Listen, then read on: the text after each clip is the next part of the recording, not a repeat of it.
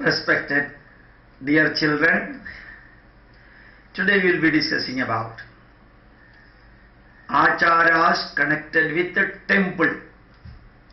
You know, Christians have got churches, Muslims have got mosque, Sikh have got Gurudwara, and so on. Hindus have got their place of worship, temple. As far as Hindus are concerned, temples are not merely prayer halls. For Christians, Muslims, they are their prayer halls. Whereas for Hindus, it's much more than prayer hall. It's a quantum healing center or energization center. Temples are the place where mental elevation of the devotee takes place. And the majority of the temple rituals are connected with the strengthening our body for improving our health. So strengthening the mind, strengthening the body, and our temples are also involved in family relation building. And Hindu temples are the center for our culture. All the arts, music, dance, songs, variety of cultural activities do take place in the temples. So, temples are centers for elevating the mind from bad to good and converting fearful mind to fearless mind, for converting the mind from a state of pessimism to optimism. And it is the place where we can see that inferiority complex can be converted into confidence level, not superiority complex, but to the level of confidence building. Thus, elevating the mind, as we pray in Upanishads and Vedas, Asadoma Sadgamaya, from bad to good, Tamasoma Jyotirgamaya, from darkness to light, Mrityorma Amritam Gamaya, from a tensionful life to tensionless life. And it is the center where we do pradakshinam, walking from our home to the temple and walking without chappals, walking around the banyan tree and taking light energy, heat energy, sound energy and chemical energy from the temples. So elevating our mind and body, energization, building the family relation. Many of the temple rituals are to be performed with the family members. And there are thousands and thousands of temples in Kerala and India owned by a particular family. They are known as in Malayalam Kudumba Kshetram. Kudumba Kshetram family temple. Once in a year or 10 days in a year, and hundreds of the family members assemble in this temple. That is the only occasion when the family members come together. 6th generation, 4th generation, or a diversified group, they come together, sharing, caring and curing take place in this temple, family temple. And while coming together and building the family relation, from among the family members, they support the poor in the family, they financially help the family. Those who would like to get job, they are selecting the job and giving. And by this coming together, many family problems, individual problems can be solved. through, as I told you, sharing and caring, for curing.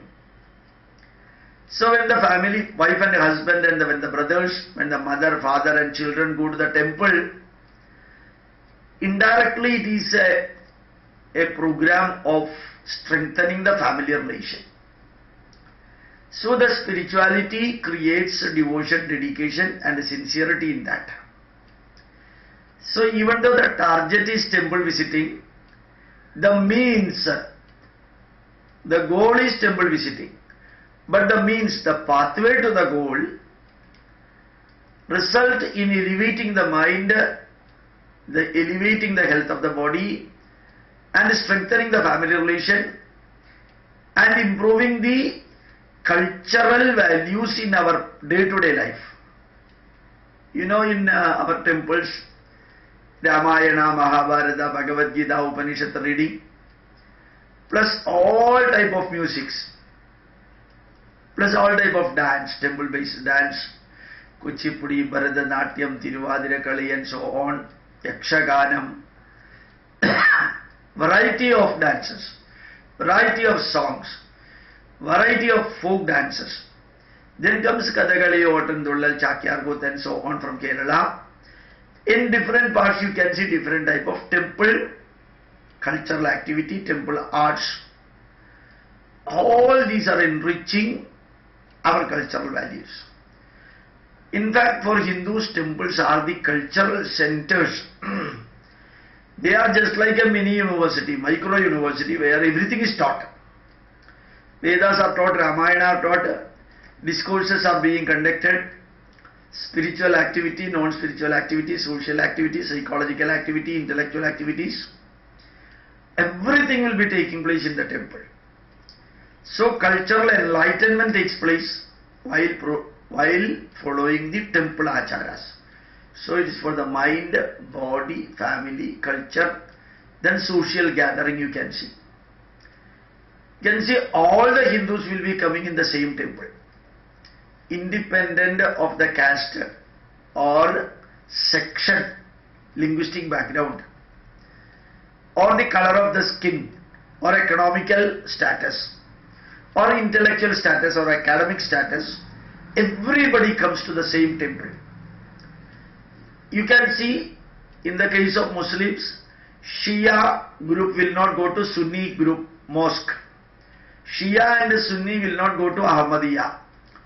Shia, Sunni, Ahmadiyya will not go to Sufi group. Even though only one Quran, one Mecca, one Prophet, one Allah. Same thing for Christians. Latin Catholic will not go to Syrian Catholic Church. These two will not go to Marthoma Church. These three will not go to Orthodox Church. These four will not go to Jehovah Witness Church. These five will not go to Pentecost Church.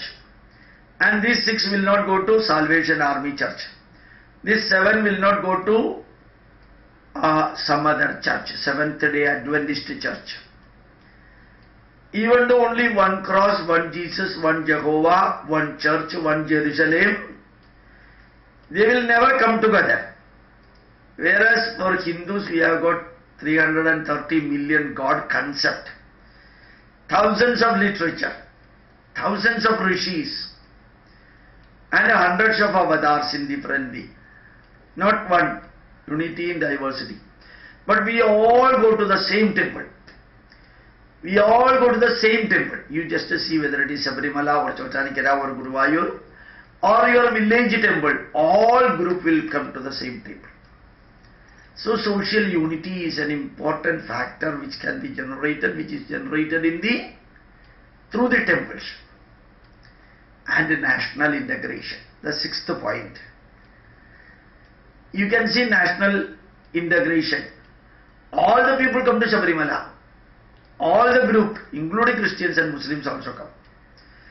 All the group come to Tirupati Venkatachalapati temple in Andhra, Jagannatha temple in Orissa, Kali temple in Bengal, Bahubali temple in Karnataka, and Udupi temple in Udupi area, Mangalore.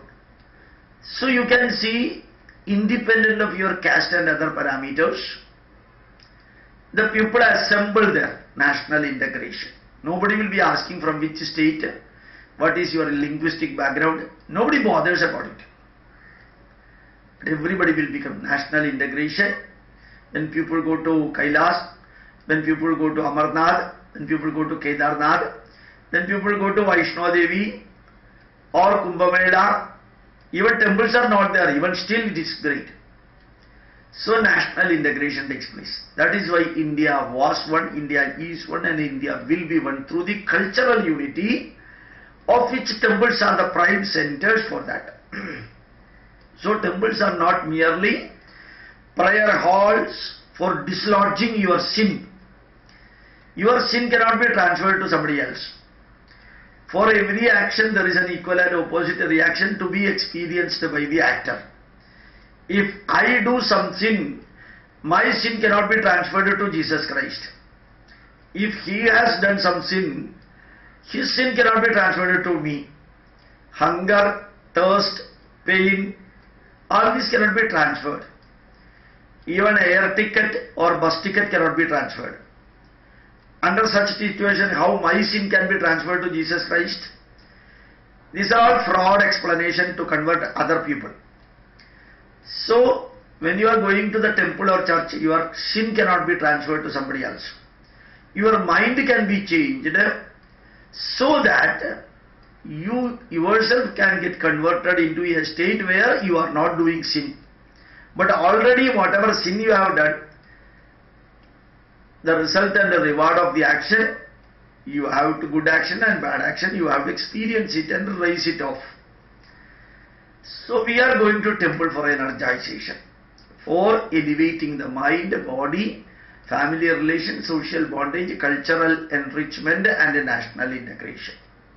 All the rituals connected with the temples are directly linked with these 6 factors. Try to understand, learn more and more by yourself. Thank you very much. My pranams to you.